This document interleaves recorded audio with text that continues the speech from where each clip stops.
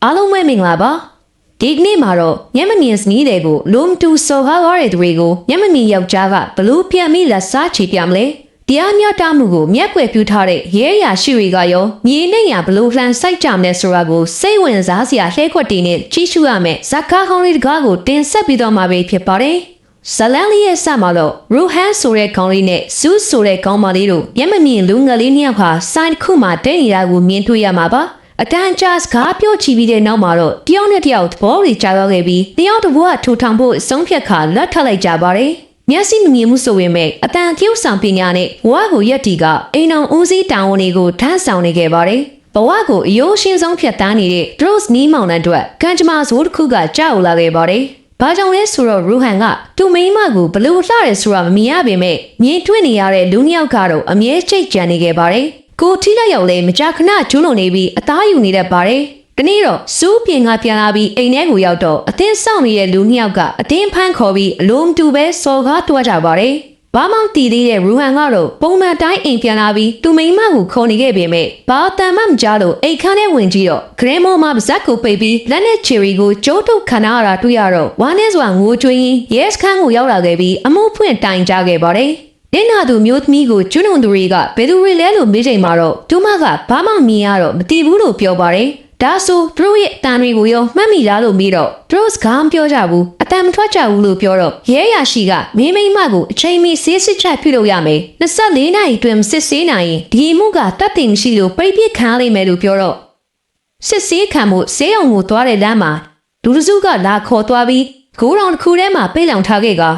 24နာရီပြည့်သွားတော့ကမ်းခြေတစ်ခုမှာကားပေါ်ကနေရေထဲကိုကန်ချတာခံလိုက်ရပါတယ်။ရေထဲမှာနှစ်ယောက်သားဟိုစန်းဒီဆန်းနဲ့တယောက်နဲ့တယောက်ပြန်တွေ့သွားကြပြီးဆေးရုံကိုရောက်လာခဲ့ပါတယ်။ဆေးရုံရောက်လို့ဆေးစစ်လိုက်တော့ဘာသက်သေမှမရတော့ဘူး။နာရီ30တောင်ကြာသွားခဲ့ပြီးရေပါဆိုးပုံပြီဆိုတော့ဆရာဝန်လည်းဘာမှမတတ်နိုင်တော့ဘူး။ဈေးကန်းကိုပြန်လာတော့လဲစခန်းကရဲတွေကမချေမငန့်ဆက်ဆံကြပြီးသူ့ကို24နာရီတွင်ဆေးစစ်ချက်ယူဖို့ပြောခဲ့တဲ့ရဲရရှိကလည်းအတွေ့မခံတော့ဘူးလက်အောက်ငယ်သားတွေရဲ့ဟိန်းဟောက်တန်ဒီကြားမှာတိမ်ငယ်စွာနဲ့အိမ်ပြန်လာရပါတယ်အိမ်ရောက်တော့စုကပုံစံမဖြတ်သူ့ယောက်ျားကိုဂူးဆိုင်ပေးနေပေမဲ့လေရိုဟန်ကတော့ရှောင်ဖိနေပြီးတယောက်ထဲပဲနေချင်းနဲ့ပြောတာကြောင့်စုကလည်းအိမ်ရဝင်သွားခဲ့ပါတယ်ရိုဟန်ကတော့ဒီအခန်းကိုသိနေပေမဲ့လေ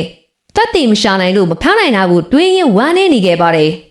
နောက်နေ့ရောက်တော့အလုတ်ထဲမှာဘလို့မှစိတ်ဖြောက်လို့အိမ်ကိုပြန်လာခဲ့ပါတယ်။အခန်းထဲရောက်တဲ့အထိဘာသာမှမကြားတော့သူမိန်းမစိတ်ဆိုးနေရထင်ပြီးသူမနေ့ကပြောလိုက်တာကသူ့ကိုယ်သူအားမလို့အားမရခက်သွားလို့ပြောမိတာပါ။မင်းကိုမချစ်တော့လို့မဟုတ်ကြောင်းမင်းကကိုယ့်အတွက်မရှိမဖြစ်ဘာညာရှိလိုက်တော့သူ့နောက်ကျောကိုခုခုလာထိနေတာခံစားမိလိုက်လို့သူမိန်းမစနေရထင်ပြီးဖမ်းဆုပ်လိုက်တော့ကျိုးသွဲချပြီးအဆုံးစီရင်ထားတဲ့စူးရဲ့ခြေပွားကြီးဖြစ်နေခဲ့ပါတယ်။ဒါကြောင့်ရူဟန်လေးဝမ်းနဲ့ဆိုအောင်ငိုလိုက်တော့အိမ်နီးနားချင်းတွေကဝမ်းလာပြီးကူညီပေးကြပေမဲ့အချိန်မမီတော့ပါဘူးစူးရဲ့တက်ကိုဆုံးရှုံးလိုက်ရပါတယ်စူးရဲ့နာရီမှာအဖြစ်ကျူးလွန်သူရဲ့အကိုဖြစ်သူကကိုယ်တိုင်ရောက်ချလာပြီးမိမကတော်တော်လှတာပဲငါညီဆွဲရမ်းတော့တာဖြစ်မဟုတ်ဘူးပဲအခုထိရှိနေသေးရင်ငါတော့သဘောကျသွားမိလိမ့်မယ်ဆိုပြီးရင်းတီစကားတွေလာပြောနေရပါတယ်ရူဟန်ကတော့ဘာမှပြန်မပြောပဲတိတ်ဆိတ်စွာခြေကွဲနေခဲ့ပါတယ်တကယ်တော့ဒီလူကရွေးကောက်ပွဲမှာအနိုင်ရပြီးဝင်ကြီးပါဖြစ်နေမှသိလိုက်ရပါတယ်ဒါကြောင့်ရဲတွေကသူ့မှုကိုလက်ဆောင်ချင်နေကြတယ်ဆိုတာသိသွားခဲ့ပါတယ်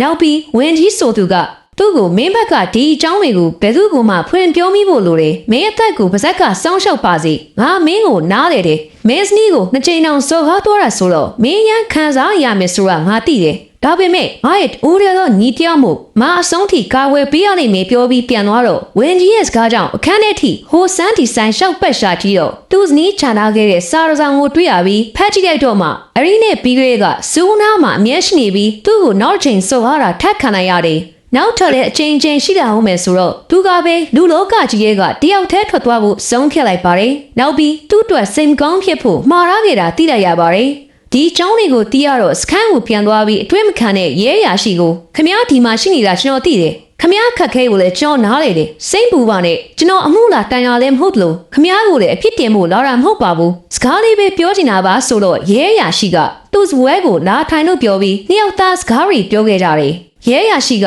တောင်းပန်ပါတယ်ရူဟန်ငါဘလို့မှလုံပေးလို့မရတော့လို့ပါအမှုအတွက်တတ်သိမရှိတော့ဒီအခန်းကိုသိနေရင်တော့ငါမဖမ်းနိုင်ဘူးဆိုတော့ဟုတ်ပါတယ်ဆရာတို့တရားဥပဒေဆိုတာတတ်သိပြည့်စုံမှဒီအခန်းကိုအဖြစ်ပေးနိုင်နေဆိုတာကျွန်တော်နားလေလိုက်ပါပြီဒါပေမဲ့တတ်သိမရှိတိုင်းဒီအခန်းလေးကိုလှုပ်ပေးရရတယ်ဆိုတော့မဖြစ်နိုင်ဘူး နိုင်ငံတော်တရားဥပဒေကတရားမစီရင်နိုင်ရင်လောကဥပဒေကစီရင်ပေးနိုင်မယ်ဆရာအဲ့ဒီချိန်ရောက်မှဆရာတို့ဟာမြင်နေပေမဲ့မသိနိုင်တော့ဘူးအော်နေပေမဲ့မကြားနိုင်တော့ဘူးတွေးနေပေမဲ့မဖမ်းနိုင်တော့ဘူးဘာတက်တယ်မှမရှိလို့လူတယောက်ကိုဆရာတို့လှုပ်ပေးရနိုင်မယ်ဆရာဆိုတော့ရဲရရှိကမင်းကလက်စားချေဖို့ဆုံးဖြတ်လိုက်ပြီလားရိုဟန်ပြန်စဉ်းစားဖို့ဖြောင်းပြပြစီတရားဥပဒေကမျက်မမြင်တယောက်ဆိုပြီးညတာနေမှာမဟုတ်ဘူးဆိုတော့ခမရတို့ပြောတဲ့တရားဥပဒေဆိုတာငါမယုံကြည်တော့ဘူးခမရတို့ဘလောက်ပဲတိတိဒီလူကိုဖမ်းလို့မမိစေရဘူးလို့ဘေးလေးဆန်ဆန်စကားတွေပြောပြီးထပြန်လာခဲ့ပါတယ်နောက်နေ့ရောက်တော့ဝင်ကြီးကမဲဆွဲစီယုံပွဲတစ်ခုမှာမိန်ခွန်းပြောနေတာကိုရိုဟန်လည်းလာနာထောင်နေခဲ့ပါတယ်ဒီတိုင်းနားထောင်ရမဟုတ်ပဲဝင်ကြီးပြောတဲ့အတန်ကိုအတန်ဖန်းစက်နေဖမ်းုံထားခဲ့ပါတယ်အိမ်ပြင်ရောက်တော့အချိန်ချင်းထပ်ပြန်နားထောင်နေခဲ့ပြီးလိုက်ပြောနေခဲ့ပါတယ်သူတို့အားလုံးသိကြရတာကတော့ရိုဟန်ကမျက်လုံးသာမမြင်ပေမဲ့အတန်အတုလောက်ရမှာ professional တယောက်ဆိုတာပါပဲဝန်ကြီးတန်ကိုပိုင်နိုင်ပြောနိုင်ပြီဆိုတော့ရဲတပ်သားဦးစီကိုဖုံးဆက်ပြီးဝတ်ဆင်းဆိုသူကိုတစ်ခုလောက်ရမယ်ကွာဘယ်လိုလုပ်ရမလဲဆရာလို့ရဲတပ်သားကပြန်ပြီးတော့တစ်ခုပေါ့ကွာဒါမှမဟုတ်အချုပ်ထဲ203လောက်ထည့်ထားလိုက်ဒီကောင်နဲ့ miss ကအမြဲတွဲနဲ့ငါစိတ်မချဘူးလို့ပြောလိုက်တော့ဝတ်ဆင်းကိုဘာဖြစ်မှုမှမရှိပဲအချုပ်ထဲဖမ်းထည့်ထားလိုက်ပါတယ်ဝတ်ဆင်းဆိုသူက miss နဲ့2ယောက်ပေါင်းပြီးမျက်မမြင်မာလေးစုကိုမရင်းကျင့်သွားသူ2ယောက်ထဲက1ယောက်ပါဝတ်ဆင်းအချုပ်ထဲကိုရောက်တော့မဲတန်ကိုအတုလုပ်ပြီးဝတ်ဆင်းညီမစီဖုံးဆက်ခါမကြောက်မနာလားစကားတွေကိုပြောပြီးဟိုတယ်ကိုသွားဖို့ခေါ်တော့သူ့အဖေကတိသွားပြီး miss ကမရိုင်းလာပြီးငါဆုံးမပြီးမှရမယ်ငါသားတငယ်ရင်ဆိုပြီးငါသမီးကိုလာမကောင်းကြနဲ့ဆိုဟာမစ်စီကိုလာပြီးခြေထောက်ခွာကြခြေပြန်တိုင်းကျွေးထည့်လိုက်ကငါသမီးကိုနောက်တစ်ခါလာပတ်တိုင်ရင်အသေးအသက်ပြစ်မယ်လို့ပြောပြီးပြန်လာခဲ့ပါတယ်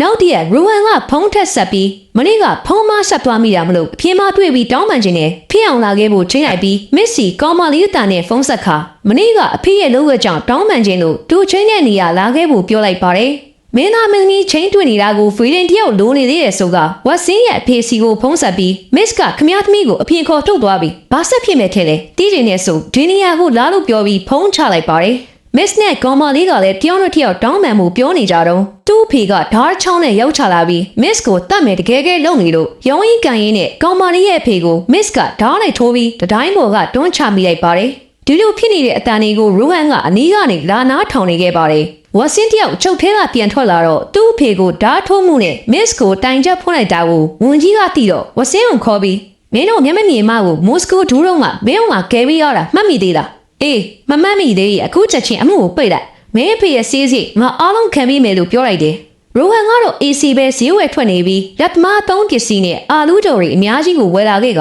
အိမ်ရောက်တော့ဝစင်းစီမစ်တန်နဲ့ဖုန်းဆက်ပြီးဒီညမားနဲ့လာတွေ့လို့ရမလားပြောစရာတွေအများကြီးရှိတယ်အရင်တစ်ခါဟိုမျက်မမြင်လေမယားကိုပိတ်တောင်ထားတဲ့နေရာကိုလာခဲ့လို့ပြောပြီးသူကတော့ဒီနေရာကိုအရင်လာကပြင်ဆင်တင်တာတွေပြင်ဆင်ထားတယ်ဈေးဝယ်ထွက်တုံးကဝယ်ထားတဲ့အာလူးတော်တွေကိုမြေကြီးပုံမှာပြန့်ကျဲထားပြီးဝစင်းရောက်လာခြင်းကိုစောင့်နေခဲ့ပါတယ်ဝစင်းရောက်လာတော့သူ့အဖေကိုဓာတ်နဲ့ထိုးပြီးသူ့ညီမကိုစော်ကားဖို့ကြံလို့မစ်ကိုဒေါ်ဟာကြီးပောက်ကွဲနေခဲ့ပါတယ်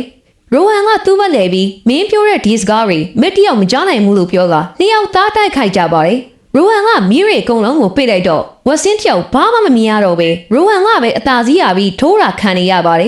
်ထိုးခံရင်းနဲ့မီးခလုတ်ကိုစမ်းမိပြီးအလင်းရောင်ပြန်ရသွားလို့ရိုဟန်တယောက်ပြန်ပြီးအထိနာနေခဲ့ပါတယ်ဒါပေမဲ့သူခင်းထားတဲ့အာလူးကြော်တွေကိုနင်းနေပြီလို့ဝတ်စင်းဘယ်နားမှာရှိရဲဆိုတာသူကခံမှန်းပြီးတိုက်ခိုက်နိုင်ခဲ့ပါတယ်။နောက်ဆုံးတော့ဝတ်စင်းနားကိုရောက်လာခဲ့ကဒေဘင်းကိုဂျိုးဝင်းဆိုပြီးတွဲလောင်းနီထားခဲ့ပါတယ်။သူမပြန့်ခင်အေးဆက်လို့ရေးထားတဲ့လက်ကင်ဘွားတစ်ခုကိုထားခဲ့ပြီးတဲလွန်စာပေးခဲ့ပါတယ်။မိုးရင်းတော့အလောင်းကိုရဲတွေကလောက်စစ်စစ်ကြည့်တော့ဘာတဲလွန်စာမှမတွေ့ခဲ့ပါဘူး။အလောင်းကလက်ကင်ဘွားတစ်ခုပဲတွေ့တယ်။ရဲတွေစုံစမ်းရတဲ့လောက်တပ်တွေရီအားလုံးကမစ်စီကိုပဲညှို့ပြနေခဲ့ပါတယ်။ဒါကြောင့်ရဲတွေလည်းစုံစမ်းစစ်ဆေးမှုတွေစားလုံနေခဲ့ပါတယ်။ဒါပေမဲ့ရူဟန်ကတော့လက်မလျှော်သေးပါဘူး။မစ်စီကိုဖုံးဆက်ပြီးရဲတပ်သားဟန်ဆောင်ကဝတ်စင်းသေးတဲ့အမှုကြောင့်ကိုပြောပြပြီးသူချင်းတဲ့နေရာကိုလာခဲ့ဖို့ပြောလိုက်ပါတယ်။အခန်းထဲတကားပိတ်ပြီးတကားလာဖွင့်တဲ့သူကိုအပိုင်ရိုက်ဖို့တန်တို့ချောင်းနဲ့စောင့်နေခဲ့ပါတယ်။မစ်ရောက်လာတော့တကားဖွင့်ပြီးဝင်လာတော့အပိုင်ဆိုပြီးရိုက်ချလိုက်တာမစ်ကဆိုင်ကယ်အုပ်ထုပ်ကြီးစောင်းလာလို့ဘာမှဖြစ်သွားပါဘူး။ဒီလိုနဲ့ရူဟန်နဲ့မစ်တို့တယောက်ကလေးစီရိုက်ကြပါတော့တယ်။နောက်ဆုံးမှာတော့ရူဟန်ကအကြောင်းအယုံကိုအသုံးချပြီးရိုက်လိုက်တော့ခေါင်းတီဗီမစ်တယောက်မှောက်သွားပါတယ်။ပြန်နိုးလာတော့သူ့စနီးကိုဂရင်မောမှာကျိုးနဲ့တုတ်ထားသလိုတုတ်ထားပြီးပါဇက်ကိုအဝတ်စားနဲ့စို့တိတ်နဲ့ပတ်ပြီးတကားဝမှာဖျောင်းလိုက်ပြီးတစ်ခုထွန်းလာပါတယ်။နောက်ပြီးမစ်ရဲ့အကိုဖြစ်သူထံဖုန်းခေါ်ပြီးသူအခန်းတစ်ခုထဲမှာဖမ်းခံရတာအများလာခဲ့ဖို့ပြောကအခန်းထဲကစီပုံးတွေကိုအပေါက်လိုက်ဖောက်ပြီးစီရီကိုတဖြည်းဖြည်းချင်းစီးဆင်းစီခဲ့ပါတယ်။ မစ်ရဲ့အကိုရောက်လာတော့အထဲမှာဘလို့တွေဖြစ်နေရဲဆိုတာမမြင်ရတော့တကားကိုပဲပွင့်အောင်ကန်နေခဲ့ပါတယ်တကားပွင့်လာတဲ့စီနဲ့ဖြောင်းလိုက်မိကကူးဆက်သွားပြီးအကြီးစားပေါက်ကွဲမှုတစ်ခုဖြစ်ပွားသွားခဲ့ပါတယ်တော်ရုံအသေးနဲ့လူဆိုနေရမှာရင်ယူသွားလာအောင်ကိုပြင်းထန်တဲ့ပေါက်ကွဲမှုကြီးမျိုးဖြစ်သွားခဲ့တာပါရဲရီရောက်လာတော့လူကအယိုးပဲကြံပြီးဘာတဲတုံစားမှရှာလို့မရလိုက်ပါဘူးမစ်ရဲ့အကူကတော့တူနီကိုပတ်တဲ့သူကိုမဖမ်းမိနိုင်ရင်တရွာလုံးကိုမီးလောင်တိုက်သွင်းမြင်မယ်လို့ရဲရရှိကိုချင်းချောက်လိုက်ပါတယ်ရိုဟန်အိမ်ကိုပြောင်းတော့ကလေးတယောက်ကကြောင်းတက်ချင်လို့တူးဖေနီယာကနေဆရာစီကိုဖုံးဆက်ပြောပေးဖို့လာကူနီတောင်းနေခဲ့ပါတယ်ကလေးကိုကူညီပြီးဖုံးဆက်ပေးနေတော့ရဲရရှိကရောက်လာပြီးအတန်တူးနဲ့လိန်ခေါ်ပြီးလူတက်နေရဆိုတာသိသွားတော့ဒေဆုံးသူတွေနောက်ဆုံးပြောခဲ့တဲ့အဝင်ဖုံးတွေအားလုံးကိုစစ်ဆေးဖို့အမိန့်ပေးလိုက်ပါတယ်ရိုဟန်ကိုလည်းဘဲမှသွားလို့မရအောင်ရဲရီနဲ့ပတ်ပတ်လေးဝိုင်းထားလိုက်ပြီးစောင့်ကြည့်နေခဲ့ပါတယ်ဖုန်းရုံကအဖြေကိုသိရဖို့24နာရီကြာမယ်ဆိုတော့ရိုဟန်ကသူ့မှာအချိန်24နာရီတောင်ကြံသေးတယ်လို့ပြောပြီးဖုန်းရုံကအဖြေရောက်လာတာကိုစောင့်ရင်းညနေရောက်တော့ရဲရရှိကမစ်ရဲ့အကိုစီကိုသွားပြီးမင်းကြီးကိုတတ်တယ်လို့ငါသိပြီလို့ပြောလိုက်တော့ဒေါ်ဟာကြီးနဲ့ဘယ်သူလဲဖဲမှာလဲအခုငါတွေးချင်တယ်လို့မေးတော့အမေကမလိုပါဘူးမင်းလိုချင်ရင်မနှက်ဖြန်ငါကိုယ်တိုင်မင်းလက်ထဲအပ်မယ်ဘလောက်ပေးမှလဲဆိုတော့ဘေးနားမှာရက်နေတဲ့လူတစ်ယောက်ကိုခေါင်းငယ်ပြလိုက်တော့ငွေဆက်ကူတွေပြည့်ထည့်ရတဲ့တက်တာကြီးကိုဖွင့်ပြလိုက်တယ်မင်းလိုလောက်ယူသွားလူကတော့မစီလွှဲပေးရမယ်ဆိုတော့ရတယ်မနှက်ဖြန်တက်တင်တဲ့တကွတရားခံမှုဖမ်းပြီးမင်းစီကငွေယူမယ်အစိုးရစီကယာရုယူမယ်ဆိုပြီးစိတ်ကူးတွေရင်းနေခဲ့ပါတယ်မိုးလည်းလင်းသွားပြီဆိုတော့ရဲရရှိကရူဟန်စီလာပြီးမိတယ်မင်းဘလို့တက်လိုက်တာလဲဆိုတော့ရူဟန်ကဘယ်သူကိုလဲဝက်စင်းကိုလားမစ်လာဆိုတော့ရဲရရှိကမဟုတ်ဘူးမစ်ရဲ့အကိုရှာလာကိုဘလို့တက်လိုက်တာလဲလို့မိတော့အော်ခမ ्या ကိုကျွန်တော်ပုံမင်းတဲ့ပုတ်ပြောပြမယ်အလုံးမှောင်နဲ့ညညမှာလူတစ်ယောက်ကရဲရီစောင့်ကြည့်နေတဲ့ကြားကသူ့တငယ်ချင်းတွေအကိုနီနဲ့ရဲရီရဲ့မျက်စိအောက်ကနေခိုးထွက်လာပြီးသူ့ရဲ့ရန်သူတော်ကြီးစီဖုန်းဆက်ခါသူ့စီလာဖို့ခေါ်လိုက်တယ်စောက်လို့ပြီးသေးတဲ့တိုက်ကလုံးပေါ်မှာတေချာပြင်ဆင်လာပြီးအစည်းအဝေးတွေထပ်ထပ်ချလာခဲ့တယ်ရှာလာရောက်လာတော့တယောက်နဲ့တယောက်အပြန်အလှန်တိုက်ခိုက်ကြရင်တိုင်းမြင့်ကြီးရဲ့စွန်းတစ်ခုကိုရောက်သွားခဲ့တယ်ဒီအချိန်မှာပဲရှာလာကဟေးမင်းယူနေပြီဒီပေါ်ကကြိုင်ငါတို့နှစ်ယောက်စလုံးတေမာဆိုတော့ရူဟန်ကမဟုတ်ဘူးတယောက်ပဲတေမာလို့ပြောပြီးနှစ်ယောက်တူတူခုံဆင်းလိုက်တယ်ရှာလာမသိလိုက်တာကရူဟန်စီမှာကြိုးတင်ပြင်ဆင်ထားတဲ့ဂျိုးတစ်ချောင်းရှိနေတာပဲတိုင်းမြင့်ကြီးရဲ့တိုးဝါလက်ကိုရောက်တော့ဂျိုးဆုံးသွားပြီးဆွဲထားတဲ့ရှာလာရဲ့လက်ကိုလွှတ်ချပေးလိုက်တယ်ဘလောက်ထက်အမြင့်ကမှမသိရဲ့အမြင့်ကကြပြီးရှာလာတဲ့ကွယ်လွန်အနှိမ့်စာရောက်သွားခဲ့တယ်နားထောင်နေတဲ့ရဲရရှိကတော်တော်ကောင်းတဲ့ပုံမြင်ပဲဝက်စင်းကိုမစ်ကတတ်တယ်မစ်ကိုရှာလာကတတ်ပြီးရှာလာကကုကိုအစုံးစီရင်နဲ့ဆန်ညွန်းလာမင်းတွေးတွေမှားသွားပြီရိုဟန်သူတို့စီကိုဖုံးဆက်ဖို့မင်းအသုံးပြုခဲ့တဲ့လမ်းဘေးဖုံးကတလုံးလေးကိုအချိန်ချင်းအသုံးပြုခဲ့တာကိုမှတ်မိသေးလားဒီမှာငါစီမှာဖုံးခေါ်ရတဲ့မှတ်တမ်းတွေရှိသေးတယ်ဒီတော့မင်းကိုပုံလေးရက်ခွင့်ပြုပါရိုဟန်တတ်တီပစ္စည်းတွေကရှိနေပြီလူတတ်တီတွေကိုအတီးပြုတ်ဖို့ပါဆိုပြီးရိုဟန်ကိုဓာတ်ပုံရိုက်ပြီးလမ်းဘေးဖုံးရုံကိုလာခဲ့ပါတယ်ဖုန်းလေးကဓာတ်ပုံကိုထုတ်ပြပြီးနောက်ကျောခါနေတဲ့ဖုန်းရုံဆောင်ကိုမေးလိုက်တယ်ဒီလူကိုမြင်မှုလားဒီဖုန်းရုံမှာခဏခဏလာဖုန်းပြောနေတဲ့လူတွေဆိုတော့ဖုန်းရုံဆောင်ကရဲရရှိဘလှည့်လာပြီးမျက်မှန်အမဲကြီးနဲ့ဟိုစားနီဆန်လုံးတွေကမြင်မှဖုန်းရုံဆောင်ကမျက်မမြင်တယောက်ဆိုတာသိရရတယ်ဒီမျက်မမြင်တက်တဲ့နဲ့မမျက်မြင်တရက်ခန့်ကိုတရက်ခုံရုံခေါ်သွားပြီးလူတက်တရက်ခန့်မှာလို့သွားပြောလို့ဘယ်သူကယုံမှလဲယာရူးတိုးကိုနေနေသားသားရှိတဲ့ယာရူးတွေအောင်ပြုတ်သွားနိုင်တာဆိုတော့ရဲရရှိတဲ့ဘန်ကိုရှော့လို့စ조사ချိန်နေပြီးလက်လျှော့လိုက်ရပါတယ်နောက်ဆုံးတော့လူတက်မှုကမျက်မြင်တက်တဲ့မရှိလို့အမှုပိတ်လိုက်ရပါတယ်မျက်မြင်တက်တင်ရှိရကမျက်မမြင်ရဲ့ဘဝကိုနှိမ်ချအနိုင်ကျင့်စော်ကားလို့မျက်မမြင်သားဝိုင်းကြားကဥပဒေမှာမျက်မြင်တက်တည်ဆိုတာမလိုအပ်ကြောင်းမျက်မြင်တက်တည်ဟာသူတို့အတွက်တရားမျှတမှုရှိကြောင်းဖော်ပြသွားခဲ့တယ်။မျက်စိမမြင်ရဘူးဆိုတိုင်းလောကကြီးအမောင်ဖုံးသွားမှာမဟုတ်ဘူး။အမှန်တရားကိုမျက်ွယ်ပြုလိုက်မှလောကကြီးကအမောင်ဖုံးသွားမှာပါ